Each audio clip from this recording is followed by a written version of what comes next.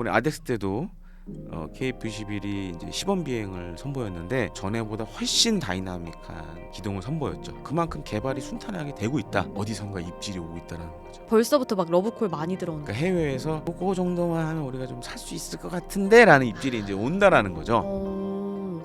차 사는 거랑 비슷하다고 생각하시면 돼요. 그다음에 이제 전투기를 구매할 때도 여러 가지 방법이 있습니다. 3부로 진행해 보겠습니다. 3부의 주제는 또 이거 되게 관심 갖고 계신 분들 많더라고요. KF-21. KF-21이 카이 아니에요? 카이에서 만들죠. 네, 카이에서 만든 거죠. 네. 그쵸? 그래서 더 잘 아실 것 같아요. KF-21은 정말 제가 뭐 이렇게 표현하면 맞을지 모르겠지만 정말 많이 봤어요. 시제기 때부터 만들어지는 거 이런 거부터 해가지고 비행하는 거 정말 많이 봤어요. 그래서 이제 이번에 아덱스 때도 KF-21이 이제 시범 비행을 선보였는데 사실 이번이 처음은 아니었어요. 23년도에 처음 선보였는데 그때는 이제 아직은 시험 비행이 1000회 달성하기 전이다 보니까 보통 이런 거예요. 시험 시제기들은 네. 이런 겁니다. 엄마 뱃속에서 막 나와서 이제 걸음마를 뛰는 단계라고 보시면 돼요. 그런 단계였어요. 23년도가 이제 그런 상황. 왜냐면 22년도에 첫 비행을 했고 1년 지나서 나온 거니까 이제 걷는 거 지나서 이제 뛰는 거 정도 할 단계였는데. 네. 그래서 사실 이제 시범 비행을 할 때도 기동의 제한이 많았죠. 근데 올해 아덱스 때 이제 퍼블릭 데이 때 에어쇼 할 때는 그런 게 다 풀렸어요. 그래서 전에보다 훨씬 다이나믹한 기동을 선보였죠. 23년도는 참 운이 없었던 게 저도 그때 현장에 있었는데 23년도 아덱스 때는 당시에 이제 그게 한미 뭐 동맹 몇십 주년 해가지고 미국 자산들이 많이 왔었어요. 그래서 세계 최강 전투기 F-22가 시범 비행을 보였었어요. 그러다 보니까 KF-21이 비행이 약간 이제 빛을 못 봤죠. 주목을 못 받았어요. 왜냐면 F-22는 거의 외계인 전투기니까 거의 하늘에서 네. 저런 게 가능하다고 할 정도의 기동을 보여주니까 그러다 보니까 약간 주목을 못 받았는데 올해는 이제 KF-21이 좀 이제 단독 스포트라이트를 받았죠. 그리고 이제 다양한 그 전에 안 보여줬던 걸 보여줬고 그래서 이제 저도 보면서 확실히 이제는 달리기를 넘어서 여러 가지 그야말로 기교를 보여주는 단계까지 이제 올라왔다. 그리고 이제 작년에 1000회 시험 비행을 성공적으로 마쳤고 아마 내년까지 해서 아마 2000회를 할 겁니다 지금. 그러니까 그 정도로 이제 많이 기동의 영역이 이제 커지고 있는 거죠. 긍정적인 흐름이네요. 네. KF-21에 대해서 일단은 자기소개 듣듯이 네. 간략하게 들어봤고요. 그리고 KF-21의 이 블록 실전 배치가 기존 계획은 2028년 말 네. 이 정도였는데 이게 앞당겨져서 2027년 한 상반기부터 공대지 무장이 단계적으로 탑재될 예정이라고 들었습니다. 근데 이런 조기 전환이 갖고 있는 의미가 궁금하고 뭐 때문에 이렇게 한 1년 반 정도가 앞당겨진 건지 이게 좋은 건지 이런 흐름도 궁금해요. 그 원래 계획을 좀 땡긴 거잖아요. 네. 첫 번째 의미로는 그만큼 개발이 순탄하게 되고 있다. 하나가 있고 또 한 가지로는 이게 사실 뭐 우리 KF-21만 이렇게 한 건 아니에요. 그러니까 KF-21의 경쟁 기종이라고 할 수 있는 뭐 유로파이터 타이푼이나 라팔도 이렇게 했어요. 그러니까 가능한 거 먼저 보내는 거예요. 그러니까 쉬운 거 먼저 하는 거예요. 그리고 이제 세 번째로는 이렇게 빨리 하는 이유가 뭘까? 어디선가 입질이 오고 있다라는 거죠. 그거 들었어요. 벌써부터 막 러브콜 많이 들어온다. 그러니까 해외에서 그 정도만 하면 우리가 좀 살 수 있을 것 같은데라는 입질이 이제 온다라는 거죠. 네, 그래서 이제 이런 것들도 좀 고려를 해서 스케줄 좀 땡긴 거 아닌가 이렇게 보고 있습니다. 좋은 시그널이네요. 근데 이제 이거예요. 뭐 많은 분들이 KF-21 기대를 많이 갖고 있지만 네. 핵심은 이겁니다. 우리가 전에 이제 TO10 이제 우리가 만든 국산 고등훈련기, 네. 초음속 고등훈련 수출할 때도 보면 일단은 공군이 써야 그 다음에 해외 나라들이 도입을 본격적으로 검토를 해요. 그러니까 지금은 약간 이런 거예요. 브로셔 같은 거 이제 가져가서 보고 한번 타보고 시승해보고 그러니까 여러 가지 우리가 차를 사는 거랑 비슷하다고 생각하시면 돼요. 그러니까 차를 살 때 우리가 시승도 해보고 카탈로그도 보고 막 유튜브로 찾아보고 그러잖아요. 네. 약간 그런 단계예요. 그럼 우리나라 공군은 아직 안 쓰고 있어요. 우리나라 공군은 이제 지금 양산에 들어가고 있고 네. 근데 다만 지금 양산에 들어가는 버전은 공대공 임무만 그러니까 전투기로 전투기를 잡는 이런 거 정도만 하는 성능을 갖고 있어요. 그러니까 요게 이제 빨리 이제 한 내년 내후년에 이제 공군에 배치가 되면 해외 국가들도 이제 쓰네? 그러면 이제 본격적으로 이제 달려들겠죠. 지금은 아직 지금 막 생산에 들어간 단계라 네. 아직 이제 간 보는 단계. 유튜브 찾아보고 네. 카탈로그 보고 한번 시승해보고 이런 단계라고 보셔야 될 것 같아요. 요즘에 워낙에 반응이 좋다고 하니까 그러면 일단 우리나라 공군이 쓰고 난 이후를 좀 눈여겨봐야겠네요. 그러니까 이제 조금 추가적으로 말씀드리면 F-35 지금 이제 미국이 만든 5세대 스텔스 전투기 같은 경우에는 이게 이제 미국이라는 브랜드 밸류도 있고 네임 네. 밸류도 있잖아요. 네. 그러니까 그렇게 관심이 많은 국가들은 그런 큰 프로젝트 같은 경우에는 개발 때부터 선투 자금을 내버려요. 근데 KF-11은 아직 그런 건 없죠. 이제 인도네시아가 우리가 공동을 하지만 말 많고 탈 많은 게 지금 인도네시아이기 때문에 약간 예외로 두고 진짜 관심을 갖는다 그러면 선행 투자를 하죠. 네. 근데 아직은 그 단계는 아니다. 다만 이제 공군에 배치가 되면 이제 견적 좀 줘봐 이제 이러겠죠. 차 사는 거랑 비슷하다고 생각하시면 돼요. 그다음에 이제 전투기를 구매할 때도 여러 가지 방법이 있습니다. 그러니까 예를 들어서 대표적인 게 우리도 차 살 때 보면 리스도 있고 할부도 있고 뭐 이러잖아요. 네. 똑같아요 사실 전투기도. 수출 금융 땡겨 받는 것도 있고 뭐 여러 가지 이제 그런 것들이 있어요. 그러니까 파이낸싱 관련된 기법들도 이제 있어야 되고 하다 보니까 이제 그런 공군의 전력화가 되면 이런 게 좀 구체화되겠죠. 그러면 이제 빨리 누군가가 살 수도 있고. 근데 이렇게 지금 땡겼다는 걸 보면 입질은 많이 오고 있다. 그렇게 보셔야 될 것 같아요. 첫 단추를 잘 꿰맸다. 네, 알겠습니다. 그리고 이제 이 KF-21 관련해서는 또 천룡이라는 부분을 안 볼 수가 없는데 이게 또 핵심 장비로 평가를 받고 있더라고요. 요즘에 추가 시험 발사 준비하고 있다고 하는데 어떤 내용일까요? 천룡은 보통 이제 장거리 공대지 유도탄 2차 사업이라고 부릅니다. 그래서 우리 장거리 공대지 유도탄 1차 사업이 이제 좀 밀리터리 좋아하시는 분들 아실 거예요. 타우러스. F-15K 지금 쓰고 있는 타우러스가 1차 사업이었고 2차 사업이 이걸 국내에서 만들자.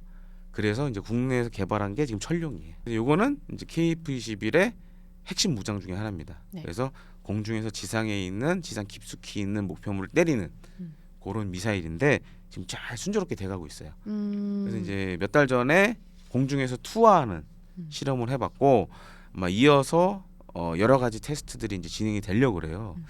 잘 보시면 지금 KF-21 같은 경우에는 우리나라가 만든 전투기잖아요. 네. 그러다 보니까 이 국산 우리나라에서 만든 전투기 무장을 마음대로 장착할 수가 있어요. 옛날엔 그렇게 못했어요.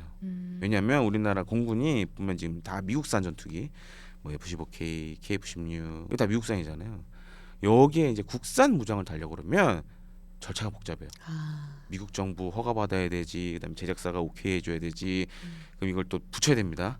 이것도 돈을 내야 돼요 우리가 제작사에다가 붙여주세요. 그러면 이제 체계 통합 비용을 또 내야 돼요. 그런 좀 돈도 들어가고 복잡한 절차가 있었어요. 근데 KF-10은 우리가 만들었잖아요. 우리가 만든 여러 가지 국산 무장을 마음대로 할 수 있어요. 돈 안 들이고. 이런 게 강점이다 보니까. 그리고 이제 해외에 팔려면 이렇게 멀리 때릴 수 있는 무기가 필요해요. 그래야 해외 도입국들도 이런 기능도 있어 하면서 사죠. 그래서 이걸 지금 이제 진행을 하고 있고 올해 이제 아덱스 때 제가 가서 얘기 들어보니까 개발이 아주 순조롭게 잘 되고 있다. 목표 연도에 이제 잘 마무리가 될 것 같다. 언제가 목표 연도예요? 27, 28 이렇게 보고 있는데 27년, 28년. 네, 그 체계 개발 완료되면 보통 이렇습니다. 이제 개발이 완료되면 한 1, 2년 텀이 있어요. 네. 왜냐하면 개발에 사용되는 미사일들은 약간 커스터마이징이에요. 하나하나 수작업으로 만드는 거예요. 근데 이제 수백 발 만들어야 되잖아요. 그럼 이제 양산의 개념은 그럼 이제 공장도 세팅을 해야 되고 뭐 설계도도 이제 양산에 맞게 다 그려야 되고 그 과정이 최소 한 1년 이상 걸려요. 그렇게 지나면 한 뭐 28, 29년도 정도에 이제 본격적으로 양산이 되겠죠. 그러면 그때부터 이제 KF-10이 이제 막 장착되는. 기대할 것들이 참 많습니다. 네. 진짜 뭐 늦어도 2027년, 28년까지는 기대할 요인들이 있네요. 네. 그런 부분들 꾸준히 또 추적해 보는 재미도 있을 것 같고, 그리고 또 우리나라 이렇게 국뽕이 차오른다고 하죠. 네. 그런 이슈들이 참 많은 게 국제평화연구소 보고서에 따르면 우리나라가 한국이 나토 회원국 무기 수출에서 미국에 이어서 공동 2위를 기록하고 있다고 하고, 그리고 전 세계 순위로 따져 본다면 탑 10에 들어왔다고 합니다. 특히 이제 우리나라는 뭐 전차라든지 자주포 이런 쪽에 좀 특화된 기술을 갖고 있는 것 같은데 궁금해요. 진짜 핫하잖아요, K 방산. 예. 갑자기 이렇게 핫해진 이유가 뭐예요? 갑자기 핫해진 이유는 앞서도 말씀드렸지만 우리 푸틴 대통령께서 아. 이 판을 깔아주셨죠. 아, 22년 전까지는 거의 이제 다들 네. 오늘 내일 했는데 정말 힘들어했는데 푸틴 대통령이 이 판을 깔아줬고 또 한 가지로는 이제 이게 있어요. 보통 무기 체계들 뭐 말씀해주신 전차나 장갑차, 뭐 자주포 네. 수명이 30년, 40년이에요. 음. 물론 이제 그 사이에 정비도 하고 이러면서 이제 계속 그걸 유지를 해야 되는 문제가 있지만 마침 시기가 이렇게 돼버렸죠. 그러니까 이제 80년대 말 90년대에 만들었던 그런 무기들이 이제 많은 나라들이 샀을 거 아니에요. 대체의 시기가 왔어요 지금. 그 소요를 다 이제 갈아야 되는 시기가 온 거예요.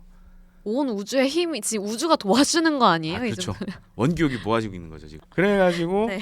근데 이제 이런 문제가 있습니다. 지금 이제 미국이나 뭐 과거에 우리 경쟁자라고 할 수 있는 독일, 뭐 프랑스 이런 나라들이 이런 재래식 무기에 관련된 투자를 그동안 못 해왔어요. 네. 왜냐? 이제 베를린 장벽이 무너지고 이 소련하고 당시에 나토 회원국들, 미국 포함해서 유럽 내에서 이제 재래식 무기 감축 협정을 맺습니다. 그러면서 이제 적정 수요 이상으로 가지면 안 된다. 그래서 옛날에 만들어놨던 걸 다 창고에 넣어놨었어요. 다 놓고 그다음 그 양이 줄다 보니까 생산량도 다 자연스럽게 줄죠. 공장들도 줄어들고 그게 이제 반복된 거죠. 근데 지금 시장 수요는 폭발했는데 네. 근데 반면에 우리는 냉전이 끝났는데도 불구하고 북한하고 계속 군사적인 충돌이 있었잖아요. 그러면서 이제 대량 생산할 수 있는 체제 갖춰놨고 네. 그다음에 이제 우리 기술로 만든 무기들이 하나씩 등장하기 시작했죠. 그게 이제 K2 전차, K9 자주포. 그래서 옛날에 우리가 만들었던 K1 전차는 이게 미국 기술을 사용해서 수출하려면 미국 정부의 허락을 받아야 됐어요. 그래서 수출을 못했어요. 근데 지금 K2 전차는 우리 기술로 만들었잖아요. 어디 팔아도 상관이 없어요. 우리 정부만 오케이 하면 돼요. K9 자주포도 마찬가지고.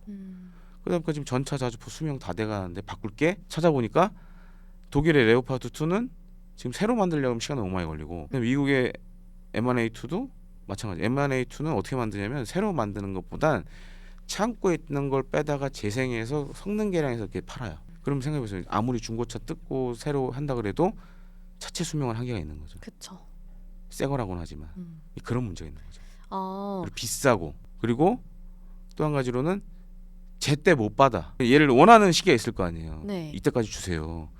그러면 이제 우리나라는 대규모 생산 라인이 갖춰져 있고 지금 막 찍어내거든요 지금. 네. 그러다 보니까 맞춰줄 수가 있는데 독일이나 미국은 그게 안 돼요 지금. 한참 걸려요. 그러다 보니까 이제 사야 되는 입장에 있는 나라들 봤을 때는 한국 제품을 선호할 수밖에 없죠. 그리고 이제 중요한 건 22년도에 이제 폴란드가 빵 터졌잖아요. 네. 폴란드가 정말 구세주 역할을 해줬죠. 왜냐하면 이제 방위 산업도 경제적으로 봤을 때 어찌됐든 규모의 경제가 있어야 돼요. 근데 지금 폴란드가 워낙 뭐 수백 대씩 지금 했으니까 네. 그러다 보니까 자연스럽게 지금 가격 경쟁력도 갖춰졌고 그다음에 라인도 지금 풀로 들어가고 있고 이런 것들이 지금 강점이 되고 있죠. 저는 지금 다음은 중동이라고 봐요. 중동. 네, 중동 특히 이제 이라크, 사우디 뭐 이런 나라들이 계속적으로 좀 좋은 소식이 있지 않을까라고 보고 있습니다. 그러면 이거 하나만 마지막으로 질문 드려볼게요. 앞서서 이제 뭐 뒤에서도 러우 전쟁 이야기 많이 할 거기는 하지만 네. 우크라이나 전쟁 이후에 그리고 트럼프 대통령이 이렇게 뭐 세계 경찰 노릇 안 하겠다 이렇게 선언을 하면서 유럽에서도 우리 무장해야 되는 거 아닌가 막 이런 여론이 좀 많이 생긴 것 같거든요. 올해에. 네. 근데 이제 우리나라 방산이 수출이 잘 된다 이런 이슈까지 맞물렸어요. 그러면 사람들 입장에서는 기대감이 커지잖아요. 네. 그러면 우리 유럽 쪽에도 수출 더 많이 할 수 있겠다. 네. 근데 조금 제가 눈에 띄었던 거는 일각에서는 유럽이 아무래도 자기네들 기업을 더 우선시하지 한국 거를 먼저 사겠냐. 그러니까 그 기대감 너무 과열됐다 막 이런 말들도 있길래 어떻게 보세요? 틀린 얘기는 아니에요. 틀린 그래요? 얘기는 아닌데 이걸 보셔야 돼요. 제가 음. 앞서도 말씀드렸지만 그 무기를 살려는 나라 중에 뭐 여러 생각들이 있겠죠. 이제 급한 나라들도 있고 네. 안 급한 나라들도 있고 그것도 이제 무기 종류에 따라서 다 다를 거 아니에요. 급한 나라들은 K방산 살 수밖에 없어요 지금. 왜냐하면 유럽이 갖고 있는 문제가 유럽도 잘 보시면 옛날에 뭐 자동차 산업에 좀 비유해서 말씀드리면 독삼사 잘 나갔죠 옛날에. 뭐 지금도 잘 나가긴 하지만 네. 근데 옛날 같지 않죠. 똑같아요 방산도. 그런 상황이에요 지금. 알겠습니다. 그리고 아까 말씀해주신 것처럼 이 속도 문제도 있고 여러 가지가 맞물려야 하다 보니 네. 우리나라가 어쨌든 주목은 받을 거다 앞으로도. 근데 이제 다만 우리가 약점이 몇 가지가 있어요. 뭐예요? 약점이 제가 봤을 때 금융이에요. 금융. 네, 금융이 가장 큰 약점이에요. 어, 그러니까 이제 유럽 방산 업체들은 일단 뭐 제품도 좋고 네. 컨셉도 좀 앞서 나간 부분도 있고, 다만 지금 생산이 못 받쳐주고, 그리고 이제 유럽이 강점이 갖는 것 중에 하나가 금융입니다. 그러니까 이런 방식도 많이 써요. 그러니까 차관을 주는 방식으로 해서 거의 저이자로 이렇게 파는 방식도 있고. 근데 우리는 근데 유럽이 그렇게 할 수 있는 이유가 뭐냐? 일단 제도적인 부분도 있고, 또 한 가지로는 유럽에 보면은 세계적인 은행들이 많잖아요. 그리고 유럽은 방산 수출을 오래전부터 해왔고, 그런 거에 대한 이제 금융 기법이라든가 이런 거는 우리보다 훨씬 앞서 있어요. 그래서 사실 지금 동남아 시장은 잘 보면 이게 유럽이 야금야금, 우리가 이제 전통적으로 강했던 시장이었는데 지금 동남아 시장을 잘 보면 유럽이 야금야금 들어오고 있어요. 그러니까 그런 금융을 이용한 강점을 이용해서 예를 들어서 이제 군함 같은 거, 지금 이탈리아 업체, 뭐 프랑스 업체들이 막 들어오고 있고. 반면에 이제 우리는 아직은 금융이 좀 약하고, 또 이제 국민들이 이제 약간 수출 금융에 대해서 오해를 하시는 분이 많아요. 왜 우리가 돈 빌려주면서 무기를 팔아야 되냐.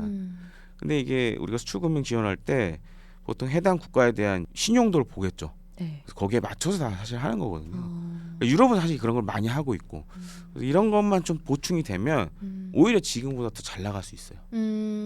요것만 좀 금융만 해결이 되면 우리가 정말 팔 때가 더 많은데 그게 지금 안 되니까. 그래서 지금 그런 부분에 우리가 정부가 좀 앞서서 좀 해줘야 될 부분이 아닌가 이렇게 보고 있습니다.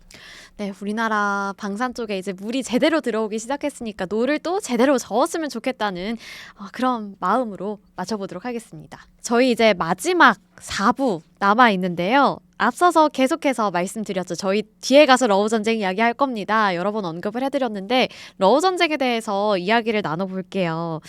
러우 전쟁은 이렇게까지 오래 갈 줄 몰랐는데 상당히 오래 가고 있고, 또 최근에 트럼프 대통령이 자꾸 이슈를 만들고 있죠. 네. 그리고 가장 최근에는 이제 젤렌스키 우크라이나 대통령과 트럼프 대통령의 회담이 있었습니다.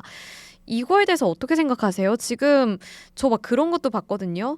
트럼프 대통령이 젤렌스키한테 고함을 질렀다. 네. 이번에 이 회담 어떻게 된 것 같아요? 좀 잘 된 것 같아요? 어떤 것 같으세요? 그러니까 이제 지금 트럼프 2기 행정부 출범하고 나서 트럼프 대통령이 젤렌스키 대통령 만난 게 처음은 아니죠. 네. 제가 알기로 한 두세 번 됐는데, 첫 번째 회담도 뭐 이런 말씀드리긴 뭐하지만 이제 깽판이었고, 지금 이제 세 번째 정도 됐는데 이번에 이제 만난 게 이것도 깽판이었어요.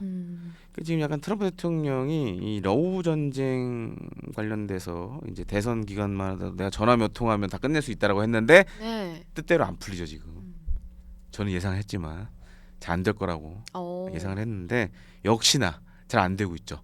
그러니까 일단은 러시아 푸틴 대통령이 버티고 있어요. 절대 양보를 안 하고 있어요. 그러니까 이제 트럼프 대통령이 원하는 판으로 안 끌려오는 거예요. 젤렌스키 대통령 같은 경우에도 좀 여진이 있어요. 타협의 여진이 있어요. 근데 트럼프 대통령이 원하는 만큼의 여진 또 아니야. 그러니까 양쪽 다 고집이 센 것 같아요. 아니 이게 서로 포기할 수 없는 부분이 너무 많은 거예요. 생각해보세요. 우리 6.25 전쟁도 휴전에 다다르는데 몇 년이 걸렸어요. 이게 휴전이라는 게 쉽지가 않아요. 트럼프 대통령이 너무 쉽게 얘기를 했고 이거를. 그러다 보니까는 이번에 뭐 미국 언론 통해 나왔지만은 고함 치고 뭐 소리 지르고 뭐 난리가 났었잖아요. 네. 그러니까 이게 반복돼. 되게 재밌는 현상 중에 하나인데, 트럼프 대통령하고 젤렌스키 만나고 젤렌스키 대통령이 막 엄청 까였잖아요. 그리고 유럽에 가. 그러면 유럽에 뭐 영국, 프랑스 이런 우크라이나를 지원하는 그 국가들 만나면 수고했어.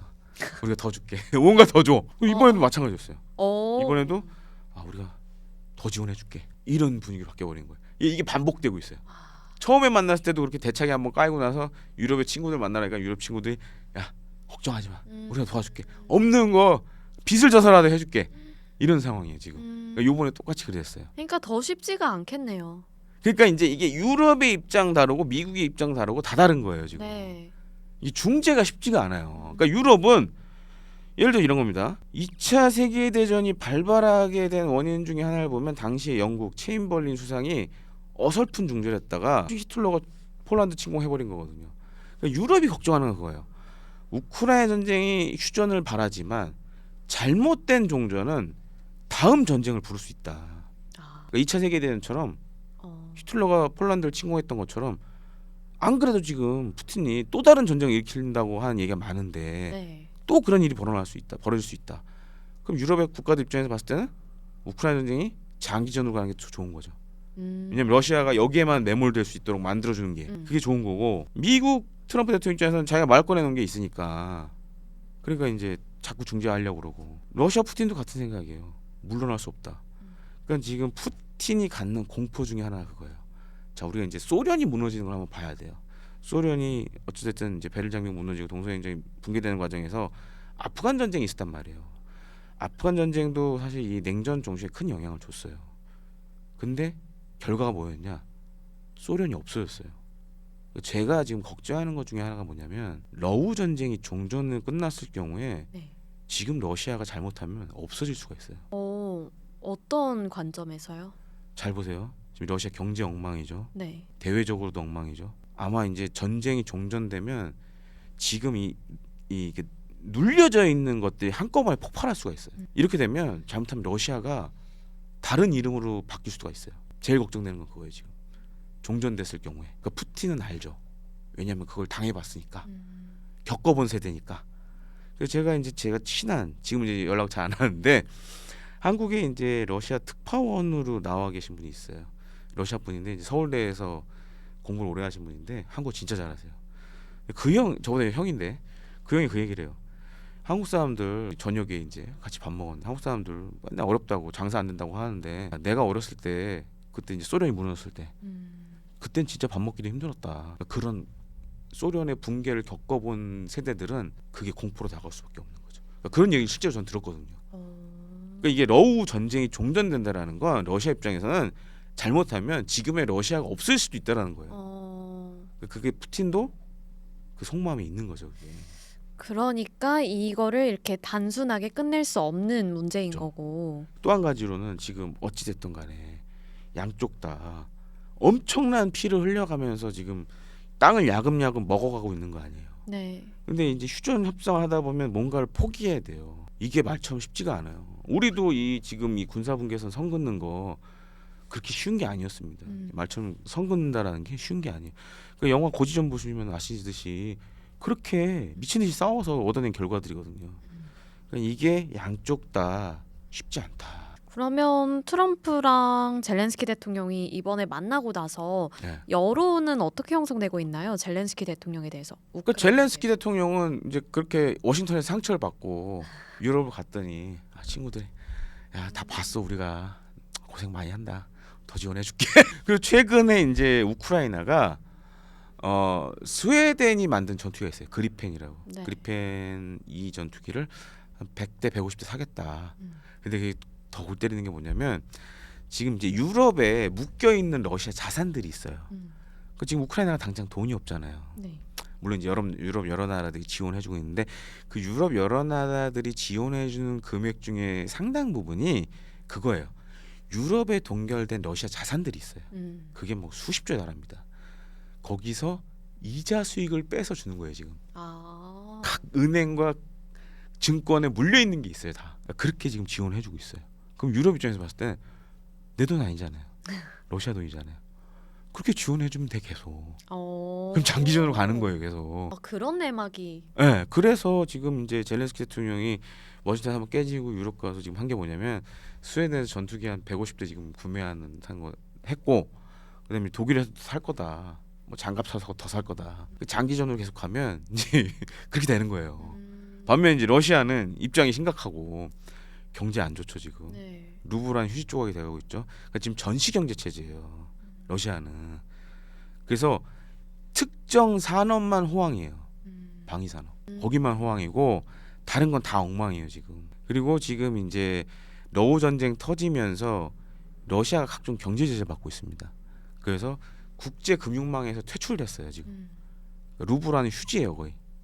그거를 이제 비집고 들어오는 게 중국 이런 애들이 비집고 들어오고 있고. 그러니까 전쟁이 터지면서 러시아에 있어서 중국에 대한 경제 의존도가 계속 커져요 지금.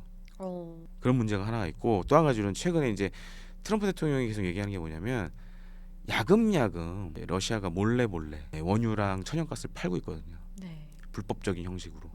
그 인도라든가 유럽 국가들한테 강력하게 지금 경고를 하고 있어요. 하지 말아라. 이게 러시아를 종전에 끌어들이기 위한 일종의 이제 카드로 활용을 하고 있는데 그러다 보면 러시아 입장에서 더 힘들어지는 거죠. 전쟁을 수행할 돈이 없어지니까 계속 이 문제도 같이 이제 벌어지고 있는 거죠.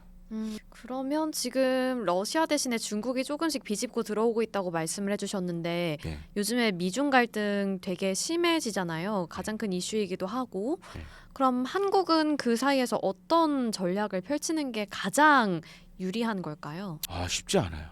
뭐라고 딱 꼬집어 얘기하기 어려운 상황이에요.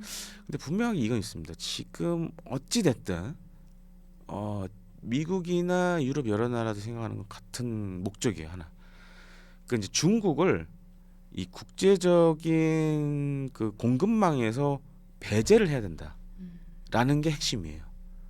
너무 컸다 쟤네들. 그런 게 너무 강해요.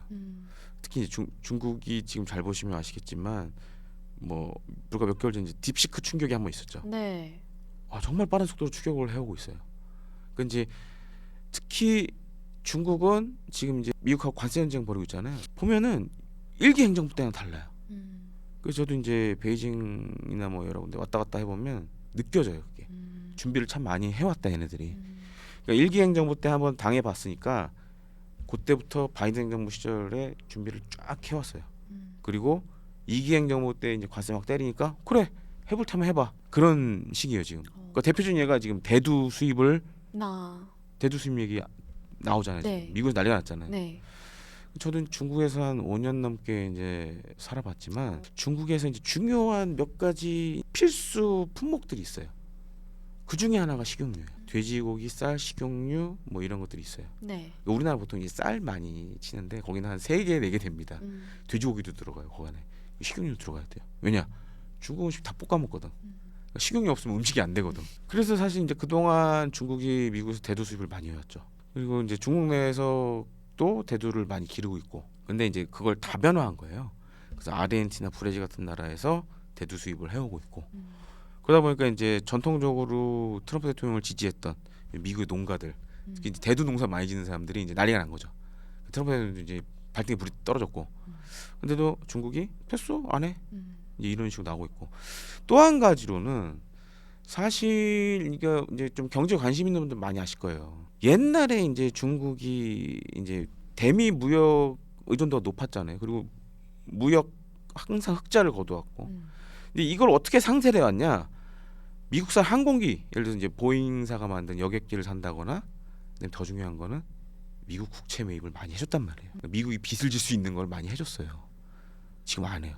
미국 국채 매입을 안 해요. 중국이. 이거예요. 중국 생각은 저도 실제로 이제 중국 가서 이제 만나보면 한 얘기가 할 테면 해봐. 다 준비돼 있어 우리는. 그러니까 이제 뭐 히토류 갑자기 이제 뭐 제한 걸고 막 이러잖아요. 네. 중국이 준비된 카드가 많아요. 예전과 다르게. 그러니까 우리 입장에서는 이게 더 심각한 거죠. 근데 앞으로 한국 경제가 발전하려면 어찌 됐든 이제는 유럽이나 미국을 바라볼 수밖에 없는 거고. 그리고 또 한 가지로는 제가 이제 중국 갈 때마다 느끼는 거지만 지금 중국 백화점에 가 보면 삼성, LG가 없어요. 보기 힘들어요. 지금 그 자리를 다 중국 업체들이 차지하고 있고 삼성은 어디 백화점 가면 저 구석탱이 하나 있고. 그리고 이제 제가 가서 봐도 경쟁력이 없어요 진짜 이제는. 제가 이제 뭐 다른 그 경제 방송 가서도 얘기했지만 갈 때마다 느껴요. 그래서 사실 지금 뭐 LG전자가 막 지금 굉장히 힘들고 뭐 이런 상황도 있잖아요. 그게 중국 가서 보면 느껴져요. 진짜 점차 경쟁력이 없어지는 거예요 우리가. 근데 반면에 이제 우리가 이제 유럽이나 미국 봤을 때는 여전히 우리가 경쟁력 가진 아이템들이 있고 뭐 조선, 자동차, 반도체 이런 부분은 우리가 여전히 강점을 가지고 있고. 다만 이제 중국이랑 중국 내수 시장에서 하면 경쟁력이 없어요. 그리고 더 중요한 거는 지금 유럽이나 미국이 중국산 제품에 대해서 벽을 치고 있죠. 그러니까 오히려 그건 우리한테 기회가 되는 거죠. 그런 측면을 좀 고려해야 되지 않나 이렇게 보고 있습니다. 네, 잠깐 미중 갈등 이야기로 갔다 왔는데 다시 러우 전쟁 이야기로 돌아와서 지금 트럼프가 결국에 이 러우 전쟁을 통해서 원하는 바가 뭘까요? 그냥 뭐 자기가 이 말을 던졌으니 이런 거 말고 진짜 이익은 뭐라고 생각하세요? 정말 네. 객관적으로 말씀드리면 네. 노벨 평화상 같아요. 그거 빼고는 지금 이유가 없어요. 그 잘 꺼내는 말도 있고. 그러니까 노벨 평화상 때문에 이걸 정말 하려는 게 아닌가. 왜냐하면 이제 미국의 전통적인 외교 안보적 관점에서 보면 바이든 행정부가 했던 게 맞아요. 그러니까 이제 이런 식으로 러시아를 지원을 그러니까 우크라이나를 지원해서 러시아의 힘을 약화시키는 게 맞거든요. 예를 들어서 이제 과거 냉전 시절부터 온 그 미국의 전통적인 외교적 관점으로 보면 개입주의로 본다라면 맞는데 지금 근데 트럼프 대통령이나 트럼프 대통령을 지지하는 사람들은 또 그게 아니에요. 그러니까 약간 이것도 아니고 저것도 아닌 상황이 돼버렸어요. 반면에 이제 오히려 유럽은 우크라이나 전쟁을 계속 이제 우크라이나를 지원하는 형식이 되고 있는 거예요. 왜냐하면 이거 지원 안 하면 다음 불똥이 자기네들한테 튈 수가 있으니까. 그렇기 때문에 이게 쉽지 않다. 미국의 입장만 이상해지고 있다 점차. 네. 그러면 마지막 질문 한 가지 드려볼게요. 네. 러우 전쟁의 끝은 결국 무엇일까? 그리고 그 안에서 한 가지 추가 질문을 드려보자면 네. 뭐 유럽도 자기만의 그 이익이 있다고 했잖아요. 그래서 네. 결국에 이게 극단적으로 간다면 3차 대전까지 갈 가능성도 있나요? 안 그랬으면 좋겠는데. 아 지금 그럴 가능성이 농후하죠. 그 어, 푸틴 대통령이 그리고 이제 군사적인 측면도 좀 말씀드리자면은 네. 지금 우크라이나 전쟁 돌아가는 정황을 잘 보시면 러시아의 해공군 전력이 잘 안 보여요. 그 지상전만 하는 모습만 보여요. 자꾸. 그러니까 지금 보면 그런 분석들이 나오고 있어요. 유럽 쪽에서 나오는 이제 싱크탱크들 분석을 보면 러시아군이 지금 정예 해공군 전력은 아껴두고 있다. 그런 얘기들이 많이 나와요. 그러니까 일부러 지금 전쟁에 개입을 안 시킨다. 전력 소모를 안 시킨다. 그게 왜 그러냐 그럼. 또 다른 전쟁을 준비하고 있다. 그 유럽 내 실제 외교 안보 싱크탱크에서 나온 얘기입니다. 이게. 그러니까 이게 우크라이나 전쟁이 잘 안 풀리면 네. 푸틴은 다음 수로 또 하나의 전쟁을 이길 수 있다라는 거예요. 그러니까 특히 이제 발트 삼국 보면은 이제 발트 삼국들이 그 러시아랑 국경선을 좀 맞대고 있어요. 뭐 폴란드 쪽 보면 이제 칼리닝그라드라고 그 부분도 있고.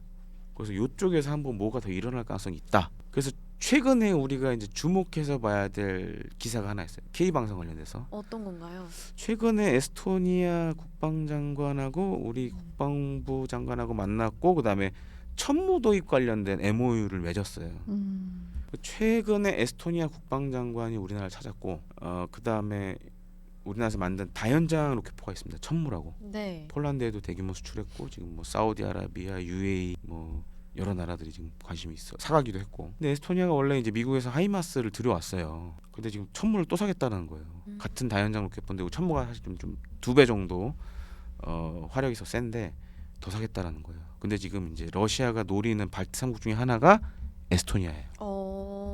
근데 이 발트 3 국가들이 지금 막 뭘 하고 있냐? 국경선에다가 대규모 그 요새지대를 만들고 있어요. 폴란드도 지금 하고 있습니다. 그러니까 요 지금 폴란드, 발트 3국 여기가 다음 전장이 될 수 있다라는 생각들을 많이 갖고 있어요. 지금 이제 우크라이나 전쟁이 잘못되면 불똥이 제2의 전쟁이 또 날 수가 있다. 터질 수 있다. 그런 우려들이 많죠. 유럽에서. 안 터졌으면 좋겠어요. 안 터졌으면 좋겠는데 네. 푸틴의 아마 마지막 발악이 될 것 같아요. 그게 된다 그러면. 그러면 이제 우리 K 방사는 대박이 나는 거죠. 그렇죠. 왜냐면 역설적으로. 안 그래도 폴란드 쪽으로 수출 많이 했는데. 네. 그래서 잘 보시면 지금 동유럽 국가들, 네. 중부 유럽 국가들, 그러니까 유럽 국가들 가운데서 요 나라들이 K 방사에 관심이 많아요. 이유가 뭐냐? 제가 앞서 말씀드린 거랑 연관이 있어요. 다음은 우리가 될 수 있다. 그러니까 빨리 할 수 있는 거, 빨리 할 수 있는 제품, 빨리 할 수 있는 나라. 그러면 한국밖에 없다. 네, 급하게 필요한 분들은 한국 기업을 찾을 수밖에 없다. 네. 네, 알겠습니다. 이렇게 저희 이제 4가지 주제에 대해서 한번 다뤄봤거든요. 뭐 처음에는 주한 미군 이슈, 그 다음에 이제 여러 가지 무기에 대한 이야기를 나눠봤고 마지막으로 러우 전쟁에 대해서까지 자세한 이야기 들어볼 수 있었는데 이제 또 뉴스는 항상 업데이트가 되니까요. 추적해 보시면서 저희가 또 가끔씩 이렇게 찾아와서 디테일한 내용들 함께 전달해 드리도록 하겠습니다. 저희 오늘 이쯤에서 마무리 지어보도록 할게요. 지금까지 김대영 군사평론가님과 함께 봤습니다. 오늘 말씀 감사합니다. 고맙습니다.